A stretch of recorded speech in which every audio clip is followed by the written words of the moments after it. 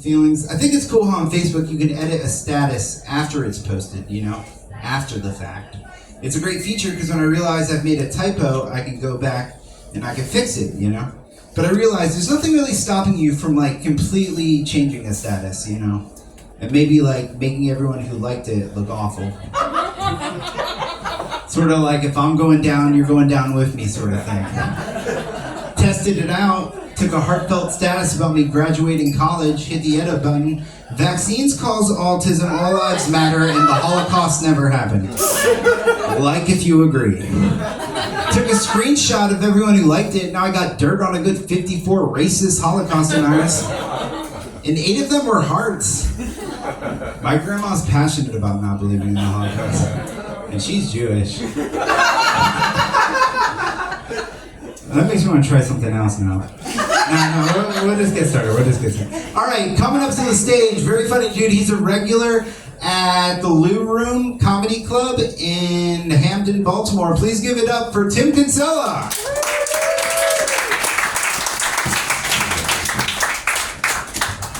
Thank you, Dale. Thank you, guys. Oh, wow, this is interesting. It's like Narnia back here. Hi, guys. A little bit about me. I am a teacher.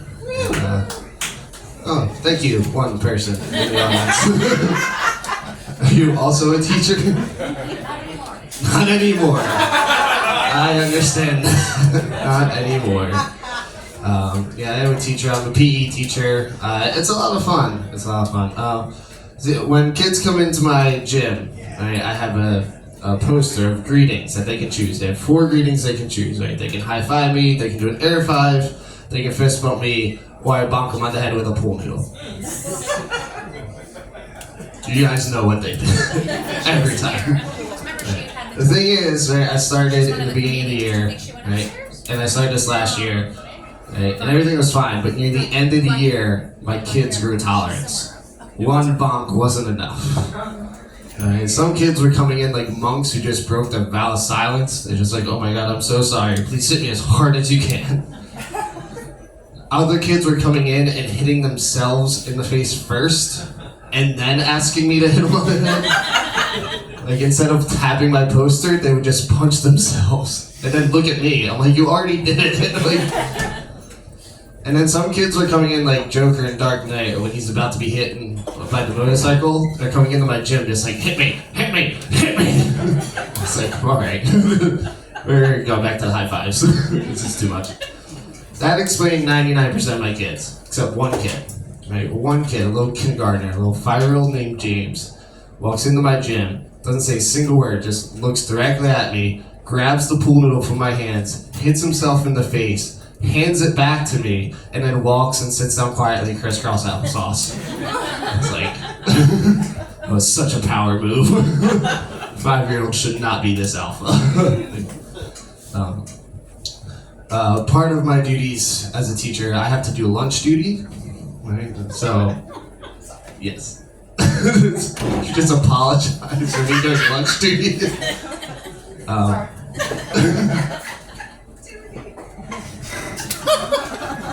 Got a smart audience. Now lunch duty's interesting. I have to do half an hour 3rd grade lunch duty, and another day I have to do half an hour 5th grade lunch duty. An hour of my week is spent watching kids eat lunch. Things go down in lunch, alright?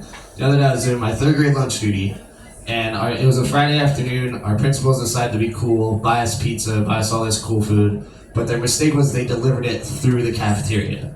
So all the kids saw all the good food that we were eating. And one 3rd grader just starts chanting, "We want better food." And then her table starts chanting, "We want better food." And then the entire cafeteria is chanting, "We want better food."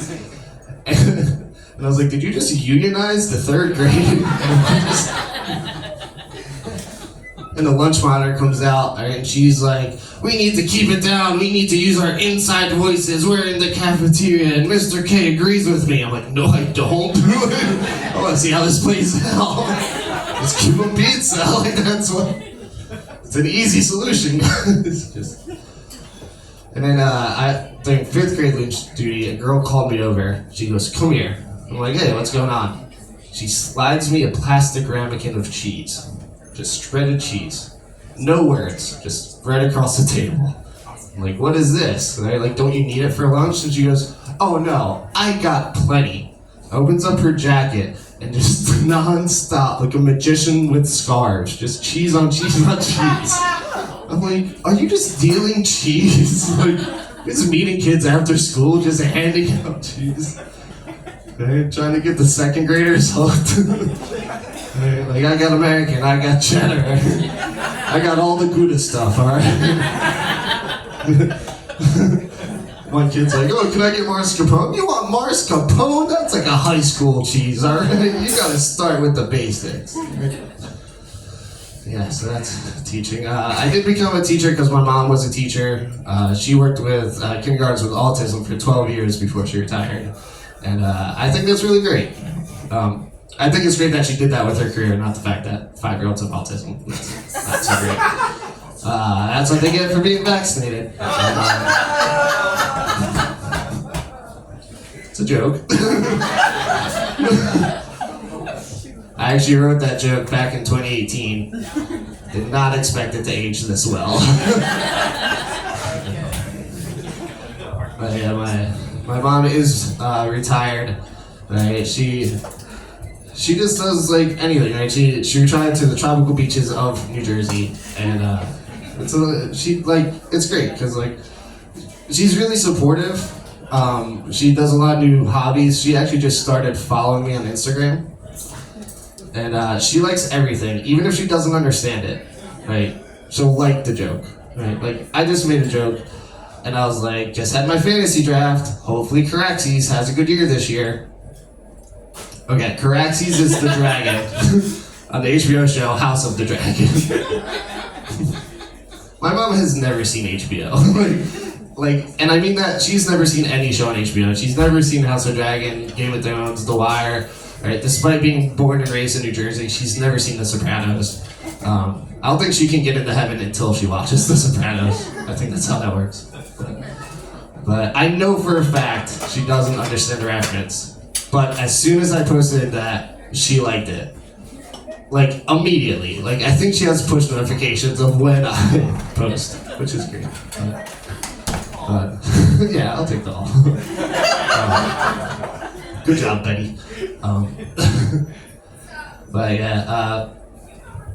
yeah, I'm a little bit more rally. I'm in way too many group chats. Alright, I'm in too many group chats. That makes me sound like I'm popular. I'm not. I have 5 friends. Alright, we just have 26 different group chats. Okay. Yeah, like you try to make plans and the 2 of them are like, no, can't do it. So you make a separate group chat with the 2 people who can make the plans. But then the next time those people can't, so you make another group chat with those people who can't, and then you have a group chat with everybody except that one person, and you talk shit about that one person in another group chat. And then I know there's a chat about me. I know there's a chat. Like, that's part of being in a group chat. There, you have to accept that there's a chat about you being in. Okay, I just group chat life. I don't know if you guys know this about group chats, right? Especially on Facebook, you can react any way you want. Right? Like, some group chats, you can like it, right? On Facebook, you can do any emoji you want. If someone tells a bad joke, you can tomato react to them. It's fantastic. And the other day, I said a joke in my group chat with 5 other comedians, and they all laugh reacted. You guys don't understand because you're not comedian. Do you understand how hard it is to get 5 other comedians to not say another joke? To not riff off of your joke, to not make your joke better, just 5 of them just laughed, and then we moved. I haven't messaged in the group chat since. Like, I peaked. It's great. I'm also in a work chat, right? I'm in a work group chat. And I work for Volo, that's my summer job. Do you guys know Volo? Oh, wow, okay, cool, I should do my Volo chat. I should have known. It's good, I'm in the Volo chat, and then I'm in the Volo Vibes chat. The Volo chat is, hey, can you cover my shift tonight?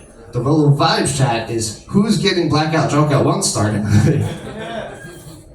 It's the same chat. Like, my boss is in both chats. My boss has asked who's getting blackout drunk tonight and where. and then he's come out. It's a crazy company to work for. I'm also in a family group chat. Right, here's the thing. Right, and I'm in a group chat with my dad, my brother, and his girlfriend. Right, and then I'm in a chat with my mom, my brother, and his girlfriend. And my friend goes, "Oh, so your parents are divorced?" And I said, "No." My parents just decided to not have the same group chat with the family.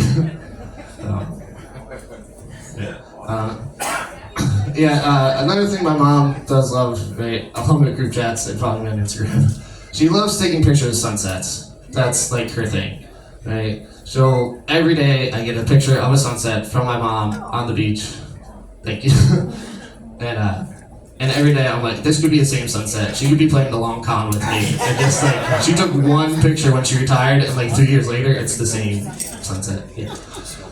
And sometimes when I visit, she'll take a picture of the sunset and then show me the picture on her phone of the sunset. And I'm like, cool. And she's like, isn't this like such a beautiful sunset? I'm like, the one we're looking at right now? That's happening right in front of us? Yeah, Mom, it's a gorgeous group chat. I'm glad you showed me that picture. But yeah, the thing is, my parents do live in New Jersey, right? So my mom doesn't come to a lot of shows, right? She sees a lot of sunsets, but she doesn't see a lot of her sunsets. So, thank you guys. My name's Tim.